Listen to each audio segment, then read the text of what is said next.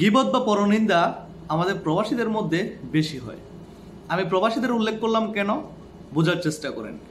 আমরা একই কোম্পানিতে 10, 15, 20 জন কাজ করতেছি, প্রত্যেকটা মানুষ কিন্তু ফ্রেন্ড হয় না। এখানে এক একটা সার্কেল গড়ে ওঠে, যেমন হচ্ছে 4জন 5জন ফ্রেন্ড হইতেছে বা হচ্ছে 2জন 2জন ফ্রেন্ড হইতেছে। তো এক একটা সার্কেলের ফ্রেন্ডগুলা অন্য একটা সার্কেলকে নিয়ে আলোচনা করে, সমালোচনা আলোচনা পিছনে যেহেতু কথা বলা হইতেছে, গীবত হয়ে যেতেছে।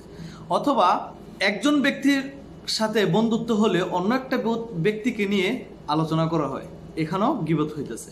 এখন পরনিন্দা গীবত আমরা কিন্তু সবাই বুঝি, ঠিক আছে। আর বিদেশে যারা আসে তাদের এমনিতেই বুঝ অনেক গুণে বৃদ্ধি পায়, এটা আসলে আমি বলার এখানে বাসা রাখে না। অথবা দেখা যায় নতুন একজন লোক আসছে বিদেশে, তাকে ছোট করে কোনো কথা বলা হয়, অথবা আপনার থেকে দুর্বল, আপনার থেকে টাকায় কম, তাকে অ্যাটাক করে কথা বলা হয়। তো অ্যাটাক করে বলেন আর হচ্ছে নিন্দা করে বলেন, মানে যেভাবে বলেন, সামনে বলেন পিছনে বলেন, প্রত্যেকটা জিনিসই নিন্দা হিসেবে গণ্য হয়। দেখেন আল্লাহ তাআলা বলছে, আমি এজ এ রিমাইন্ডার হিসেবে কথাগুলো বলতেছি, এখানে আর অন্য কিছুই না। কারণ দিনী বিষয়গুলোতে আমাদের তো খুব কমই আলোচনা করা হয়।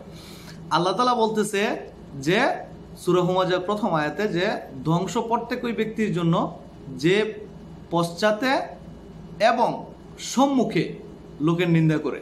তো এই বিষয়টা আমাদের মধ্যে কেন হয়? আমরা অনেকে বলে থাকি যে আমি পিছে কথা বললাম না, পিছে বলে যদি গীবত হয়ে যায়, আমি তোমার সামনে সামনে কথা বলতেছি। আল্লাহ তাআলা এখানে উল্লেখ করছে, পিছনের সামনে যেভাবেই পরনিন্দা করা হোক না কেন, মানুষের নিন্দা করা হোক না কেন, সে প্রত্যেক কাজে গীবত হয়ে যায়। তো গীবতের ভয়াবহতা এখানে প্রত্যেকটা লোক জানে, এখানে নতুন করে ব্যাখ্যা করার কিছু নেই। কারণ আমরা প্রবাসীরা অনেক অনেক বুঝ নিয়ে চলি, এটা প্রত্যেকটা প্রবাসী জানেন। তারপরে হচ্ছে এখানে আল্লাহ তাআলা আমাদের ওই বুঝটা দিয়ে দেয়, আমরা হেদায়েত পাই, যেভাবে হোক আমরা এই জিনিসগুলো বুঝতে পারি। তো আমাদের মধ্যে, প্রবাসীদের মধ্যে আমি কেন উল্লেখ করলাম এই কথাগুলো হয়, কারণ দেখেন আমরা যারা এখানে আসছি বা কাজ করি, আমি এ পর্যন্ত Dammam, Mecca, Medina, Jeddah, Jizan বর্তমানে আসি, কাজ করতেছি। অনেক লোকের সাথে আমার পরিচয় হয়েছে, 7 বছর আমার রানিং চলতেছে এই সময়কাল থেকে। তো আমি আমার অভিজ্ঞতা থেকে কথাগুলো বলতেছি।